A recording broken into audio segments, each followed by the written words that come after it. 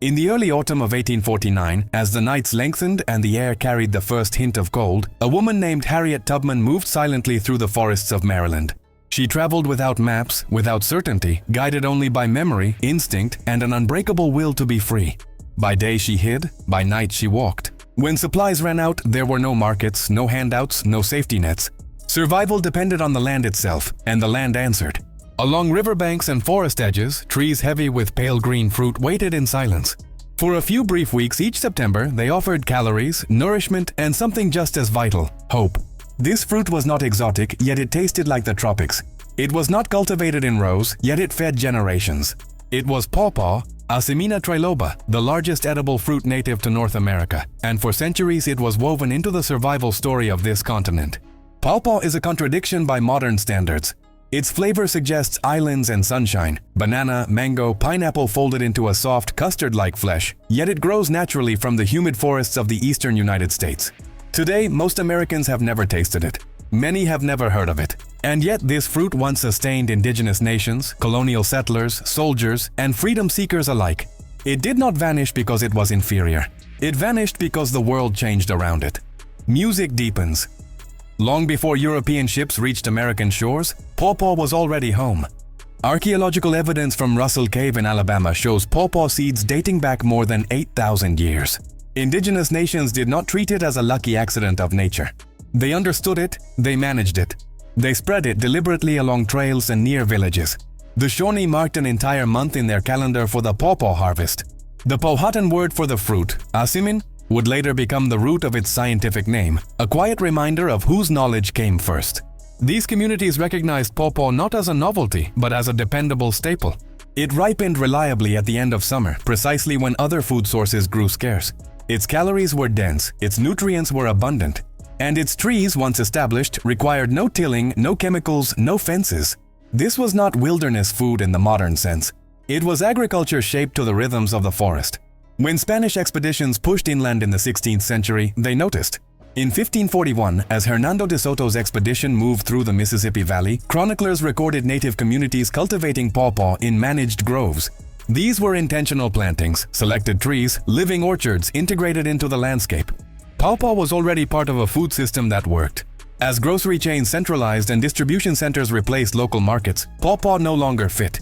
It required proximity, it demanded seasonality. The cold chain had no patience for such demands. Without fanfare, pawpaw was dropped from commercial consideration. By mid-century, imported bananas occupied more shelf space than a native fruit growing wild in 26 states. The system did not ask which fruit was healthier. It asked which fruit could travel. Music gently rises. The consequences of that choice ripple outward.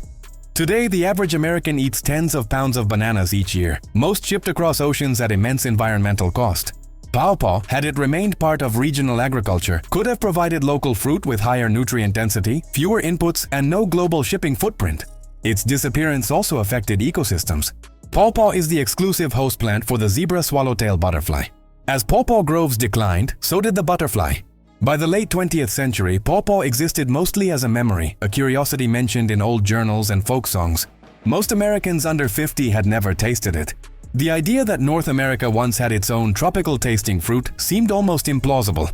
But memory has a way of resurfacing. In the 1990s, renewed interest emerged, led by researchers at Kentucky State University, who began systematically studying pawpaw's genetics, cultivation, and potential. New cultivars were developed, selected for flavor, size, and consistency. Festivals appeared, farmers' markets offered brief glimpses each September. Quietly, pawpaw began to return, not to supermarkets but to places where time still mattered. It is in this space between forgetting and remembering that projects like Hidden Nature Vault find their purpose, not to romanticize the past, but to trace the practical wisdom buried beneath it. Music softens again. A pawpaw tree planted today will take patience. 6, maybe 8 years before fruit appears. But once it does, the tree can produce for decades. No pesticides, no refrigerated trucks. No global supply chains, just fruit returning every autumn on its own schedule. The same trees that fed indigenous nations, explorers, soldiers, and freedom seekers still stand in forests and along rivers. They never left the land. They only left our tables. Harriet Tubman did not rely on technology to survive her journey north. She relied on knowledge, passed down, remembered, trusted. In September, pawpaw was part of that knowledge. It did not promise convenience, it offered sustenance. Music fades slowly. The story of PAWPAW is not about loss alone, it is about priorities. About what happens when durability replaces nourishment as the primary measure of value. And about what becomes possible when we begin to look again at what we already have. Some foods travel thousands of miles to reach us. Others have been waiting patiently, growing quietly, season after season, just beyond the edge of memory. Relearning their value is not about going backward. It is about restoring balance. If this story reshaped how you see the landscape around you, stay connected and subscribe. There are many more histories rooted in the soil, still waiting to be told. European colonists, struggling to adapt to unfamiliar soils and climates, learned quickly. PAWPAW grew where apples failed and peaches struggled. It required no grafting, no imported rootstock. George Washington reportedly enjoyed PAWPAW chilled as a dessert at Mount Vernon. Thomas Jefferson planted pawpaw trees at Monticello, carefully listing ASIMINA TRILOBA among the fruits he cultivated himself. This was not desperation food, it was respected food. Music softens. In the early 19th century, PAWPAW once again proved its worth on the edge of survival. During the Lewis and Clark expedition, supplies ran dangerously low in what is now Missouri. William Clark recorded in his journal that the expedition was subsisting entirely on pawpaw. Days later, he wrote that they could live very well on it. The fruit did not merely keep them alive, it sustained them. Its nutritional profile explains why. Gram for gram, PAWPAW surpasses most fruits lining modern supermarket shelves. It contains significantly more vitamin C than apples, far more calcium and iron than bananas, and a mineral profile that supports muscle function, circulation, and energy. Its protein includes all 9 essential amino acids, a rarity among fruits. Studies from Kentucky State University later revealed that PAWPAW's fatty acid composition favors heart health, with a high proportion of beneficial monounsaturated fats. Beyond nutrition, PAWPAW carries chemical defenses refined by evolution. The tree produces natural compounds called acetogenins, which protect it from insects and have attracted scientific interest for their potential anti-cancer properties in laboratory studies. Its leaves, bark, and twigs act as natural insect repellents, allowing the tree to thrive without human intervention. In ecological terms, it is a quiet masterpiece. For generations, PAWPAW earned the nickname the poor man's banana. During the Civil War, both Union and Confederate soldiers foraged it to supplement rations. During the Great Depression, rural families relied on it when cash and credit vanished. And along the Underground Railroad, PAWPAW ripened at exactly the right moment.